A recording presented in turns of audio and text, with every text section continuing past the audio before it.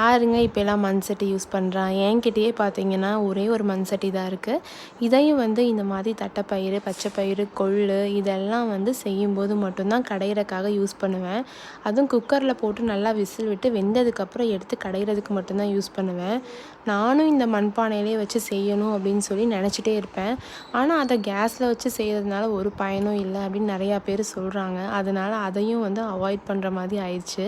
குக்கரில் வேக வச்சுட்டு அப்படியே எடுத்து கடைஞ்சிட்றதான். சரி கடையும் போதாவது அந்த மண் வாசம், அந்த மண்ணில் இருக்க சத்து எல்லாம் நம்ம உடம்புல சாரும், நம்ம குழந்தைங்களுக்கு அதை கொடுத்த மாதிரி இருக்கும்ல அப்படிங்கிறனால ஒரே காரணத்துக்காக தான் நம்மளால் முடிஞ்சளவு ஏதோ சின்ன சின்ன விஷயத்தில் நம்ம பாரம்பரியத்தை கடைப்பிடிப்போமே அப்படிங்கிறனால தான். நீங்கள் எப்படி கடைவீங்க? மண் சட்டியில் தானா, இல்லை குக்கரில் வச்சு எண்ணெய் மாதிரி தான் செய்வீங்களா அப்படிங்கிறத மறக்காமல் கமெண்ட்டில் ஷேர் பண்ணுங்கள். இந்த மாதிரி நிறையா ரெசிபீஸ் வித் மினி விளாக்ஸ்க்காக என் சேனலை மறக்காமல் சப்ஸ்கிரைப் பண்ணி வச்சுக்கோங்க. பாய், டாட்டா.